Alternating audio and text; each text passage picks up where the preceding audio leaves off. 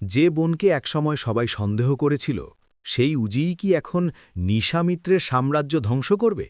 অন্যদিকে কর্তব্যনিষ্ঠ police officer জিত বসু কি শেষ পর্যন্ত অপরাধী নিশার প্রেমেই পড়ে গেলেন?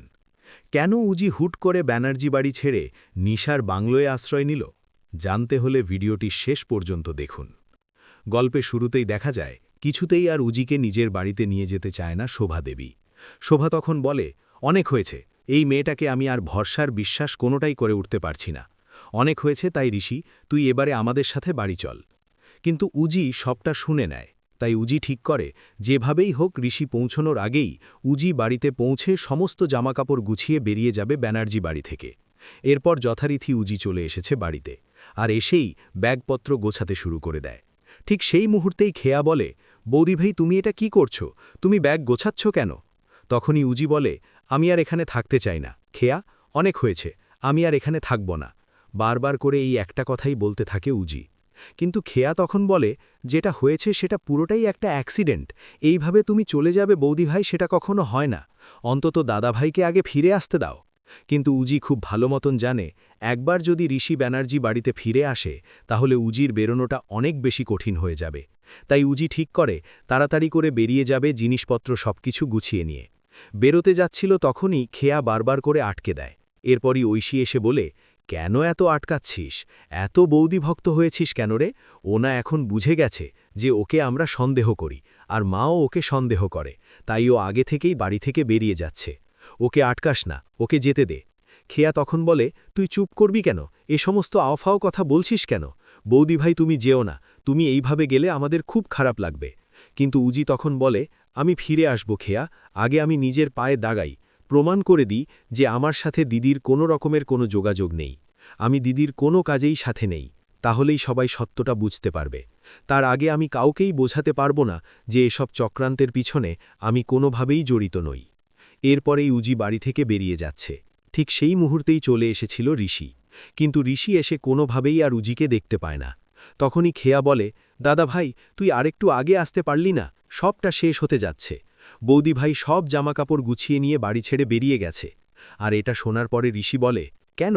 ও তো এসবের পিছনে যুক্ত নয়, তাহলে ও কেন বেরিয়ে গেল? না, ওকে আমি কিছুতেই যেতে দেব না। এই বলেই গাড়ি থেকে নেমে পড়ে, আর রাস্তাতে খুঁজতে চলে আসে উজিকে। কিন্তু যেহেতু ঋষির শরীরটা ভালো ছিল না, তাই বেশি দূর যাওয়ার আগেই ঋষির মাথাটা ঘুরতে থাকে। তখনই শোভাদেবী ঋষিকে নিয়ে ঘরে ফিরে যায়, আর বলে, তুই একটু শান্ত হ, এরকম ঝটকট করিস না। ঋষি বলে, মা, কোনো অন্যায় কিন্তু উজি করেনি। ওকে এইভাবে শাস্তি পেতে দেখে সবথেকে বেশি খারাপ হয়তো আমারই লাগছে, এটা অন্তত বোঝার চেষ্টা করো। এরপরে উজি আর কোনো জায়গা ফিরে না পেয়ে দিদির বাংলোতেই ফিরে যায়। সেখানে গিয়ে ফোন করে ভানুকে, আর বলে, ভানুদা, আজকে থেকে আমি এই বাংলোতেই থাকব, এখানেই পড়াশুনো করব, আর চাকরির জন্য চেষ্টা করব। কতগুলো বই আমার লাগবে তোমাকে আমি লিস্ট পাঠিয়ে দিচ্ছি, তুমি সেই বইগুলো কিনে নিয়ে আসবে। আর কোনো রকমের কোনো অপরাধ তোমরা করো না, তোমাদেরকে শেষবারের মতন একদম জানিয়ে দিচ্ছি। এরপর কিন্তু কোনো রকমের কোনো সুযোগ পাবে না নিজেদেরকে শুধরানোর। দিদিকেও বলে দিও বিষয়টা। তোমাদের যা যা কুকীর্তি আছে সব কিন্তু আমি ফাঁস করে দেব। এখনও সময় আছে, নিজেকে শেষ করার জন্য এগিয়ে যেও না। এই বলেই ফোনটা কেটে দেয়। অন্যদিকে ঋষি বারবার করে উজিকে ফোন করতে থাকে, কিন্তু উজি ফোনটা রিসিভ করে না। তখনই ঐশী বলে, তুই যে কেন এত বাড়াবাড়ি করছিস ভাই, বুঝতে পারছি না। আরে পাগলেও তো নিজের ভালোটা বোঝেই। তুই কেন বুঝতে পারছিস না যে ওই মেয়েটা তোর জন্য ঠিকঠাক না? ও ওর দিদির সাথে মিলেই তোকে শেষ করার প্ল্যান করেছিল। ঋষি বলে, তুই এই সমস্ত কথা বলা বন্ধ করবি কিনা বল। শোভাদেবী বলে, শোন ঐশী, আমি উজিকে ভরসা করি না, বিশ্বাস করি না, এটা ঠিক না। অ্যাকচুয়ালি আমি আমার ছেলেকেই ভরসার বিশ্বাস করতে পারছি না, কারণ ও এত কম বুঝছে আজকাল, বাস্তবটা বুঝতে পারছে না যে ওর বিপদ ঠিক কতটা। তবে এটুকু বিশ্বাস করি, উজি কখনো কোনো অন্যায় করতে পারে না, ঋষির সাথে তো নাই। এরপরেই দুর্জয়ের সাথে কথা বলতে থাকে ঐশী ফোনে, আর বলে, উজি তো বাড়ি থেকে চলে গেছে, কিন্তু ভাই বারবার করে ফিরিয়ে আনতে চাইছে। দুর্জয় তখন বলে, কোনোভাবেই যেন ফিরিয়ে আনতে না পারে, ওদের ভালোবাসাটা একদম যেন আর না থাকে। সেই চেষ্টাই করে যাও যাতে উজির নাম শুনলেই ঋষি একেবারে তেলে বেগুনে জ্বলে ওঠে, যেমনটা আগে প্ল্যানিং হয়েছিল। এরপরেই দুর্জয়ের সমস্ত কথাগুলো শুনে নেয় পৃথা আর দীপ্তি, আর বলে, তুমি আবার কোনো অন্যায় করছো তাই তো? তোমাকে বারবার করে বলেছিলাম কোনো অন্যায় করো না, কিন্তু তুমি কারোর কথা শুনবার নয়। দুর্জয় বলে, এই তোমরা চুপ করো তো, আমার যা ইচ্ছা তাই করব, তোমরা কোনোভাবেই আটকাতে পারবে না। দীপ্তি বলে, আগেই তো প্রমাণ হয়ে গেছে যে তুমি দাদাভাইয়ে দিয়ে টাকা মেরেছ, আর এখন দাদাভাইকে শেষ করার পিছনে তাহলে তোমারও হাত আছে। দুর্জয় বলে, চুপ করবি তুই, একদম আওফাও কথা বলবি না। এর মাঝখানে নিশার সাথে কথা বলতে থাকে অফিসার জিত বসু, আর বলে, আপনাকে টক্কর দেওয়ার লোক রেডি হয়ে গেছে, আর কিছুদিনের অপেক্ষা, তারপরেই আপনি একেবারে শেষ হয়ে যাবেন। নিশা বলে, কে কে টক্কর দেবে আমার সাথে? আমার সাথে কেউ টক্কর দিতে পারবে না। আমি একজন সাধারণ মানুষ, আর আমার যা ইচ্ছা তাই করব। দেখি আমাকে কে আটকায়। কারোর সেই ক্ষমতাই হয়নি নিশা মিত্রকে আটকাবে। তখন অফিসার জিত বসু বলে, পারবে, পারবে। আপনার বোন উজি, সে তো এখন পরীক্ষা দিচ্ছে পুলিশ হবার জন্য। আপনার বোনই পারবে আপনাকে আটকাতে।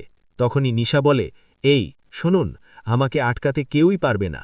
আর বলা যায় না, সামনেই তো এখন ভোট আসছে, আমাকে আবার কেউ যদি দলের ভোট টিকিট দিয়ে দেয়, তাহলে তো আমাকে আপনি আর ধরাছোঁয়ার মধ্যে রাখতেই পারবেন না। অফিসার জিত বসু। এরপর জিত বসু বলে, শুনুন, আপনাকে একটা কথা বলি নিশা মিত্র, অনেক তো অপরাধ করলেন, এবার অন্তত নিজে শুধরে যান। আর কত অপরাধ করবেন? আপনার জীবনে আর কত টাকা লাগবে বলুন তো? নিশা বলে, আমার কাছে টাকা আছে কোথায়? আমি তো একদম গরিব ছাপসা একজন মানুষ, যে কিনা একদমই কিছু নেই আমার। কিন্তু আমি জানি আপনি আমাকে ভালোবাসেন, প্রপোজ টুপোজ করে এই কেস সাল্টে দিন না, তাহলেই তো ঝামেলা মিটে যায়। তখনই জিত বসু বলে, মাঝে মধ্যে ভাবি আপনাকে সবটা বলে দেব, কিন্তু পরেই মনে হয় আপনার জগৎ আর আমার জগৎ ঠিক কতটা আলাদা। আপনি একজন বেপরোয়া অপরাধী, আর আমি একজন বেপরোয়া পুলিশ, যে অপরাধীকে শাস্তি দিন। নিশা বলে, হয়েছে হয়েছে, অনেক শাস্তিটা দিয়েছেন, এবার আমাকে মনে মনে বলে তো ফেলেছেন, কিন্তু এবার আমাকে বলে ফেলুন, মুখে প্রকাশ করে ফেলুন যে আপনি আমাকে ভালোবাসেন, তাহলেই কিন্তু ঝামেলা মিটে যেতে পারে। কিন্তু জিত বসু সবটা জানে, তাই কোনোভাবেই সাপোর্ট করতে চায় না। আর এর মধ্যেই উজি নিজেকে প্রস্তুত করার জন্য খেটেই চলেছে। তখনই চলে এসেছে ঋষি আর শোভাদেবী। ঋষি বলে, তার মানে তুমি নিশারদির বাড়িতে থেকে এটাই প্রমাণ করে দিলে যে তুমি তোমার দিদিকে সাপোর্ট করছো? কেন এসেছো এই বাড়িতে? তখন উজি বলে, আপনার যেটা মনে হয় আপনি ভাবুন, কিন্তু ব্যানার্জি বাড়িতে আমি আর ফিরে যাব না। ব্যানার্জি বাড়িতে আমি ফিরতে চাই না। আমি শুধু এখানেই থেকে নিজেকে যোগ্য তৈরি করে তুলতে চাই। কারণ যতবারই আমি আপনার বাড়িতে যাব, ততবারই সবাই সন্দেহর দিকে আমাকে ফেলবে, বলবে আমার সাথে আমার দিদির স্বাদ আছে, কিন্তু সেটা কখনোই নয়। বাট উজিকে কিছুতেই ফিরিয়ে নিয়ে যেতে পারে না ঋষি, আর বলে, ঠিক আছে, তোমার যা ইচ্ছা করো, তোমার কোনো বিপদে এরপর আমাকে আর পাশে পাবে না। কিন্তু উজি ঠিক করে সে নিজেকে পুলিশ অফিসার করে তুলবেই। উজি নিজের সিদ্ধান্তে অনড় থেকে পড়াশোনায় মন দেয়। দিনরাত এক করে সে নিজেকে পুলিশ অফিসার হিসেবে গড়ে তোলার লড়াই শুরু করে। অন্যদিকে ঋষি বাড়ি ফিরে আসলেও তার মন পড়ে থাকে উজির কাছে। ঋষির মা শোভাদেবী বুঝতে পারেন যে উজি নির্দোষ, কিন্তু পরিস্থিতির চাপে তিনি তখন তাকে আটকে রাখতে পারেননি। এদিকে দুর্জয় আর ঐশী মিলে নতুন চক্রান্ত শুরু করে, যাতে ঋষি আর উজির দূরত্ব চিরস্থায়ী হয়। নিশা মিত্র তার রাজনৈতিক প্রভাব ঘাটিয়ে নিজেকে বাঁচানোর চেষ্টা করে এবং জিত বসুকে বারে বারে প্রেমের জালে ফাঁসানোর চেষ্টা চালায়।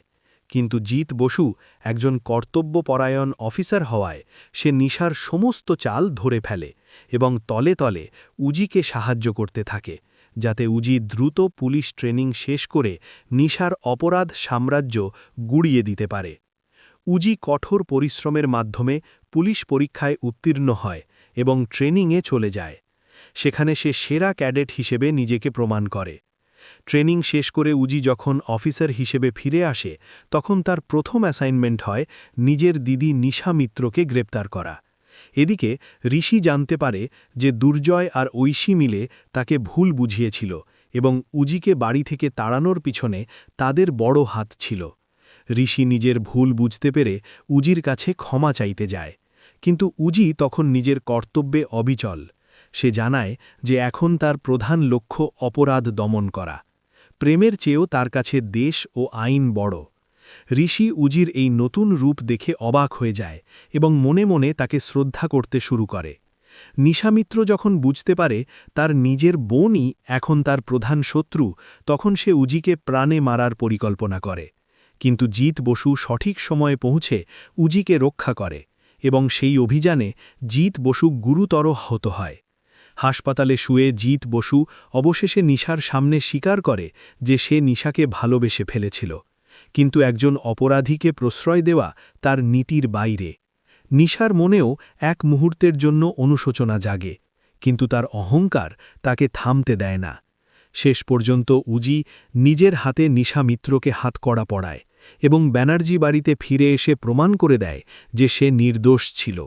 শোভাদেবী উজিকে সসম্মানে বরণ করে নেন, আর ঋষি ও উজি নতুন করে তাদের জীবন শুরু করার স্বপ্ন দেখে, যেখানে অন্যায় আর সন্দেহের কোনো জায়গা থাকে না। আপনার কি মনে হয়, জিৎ বসু কি সত্যিই নিশাকে ভালোবাসে, নাকি এটা অপরাধীকে ধরার কোনো নতুন চাল? কমেন্টে জানান।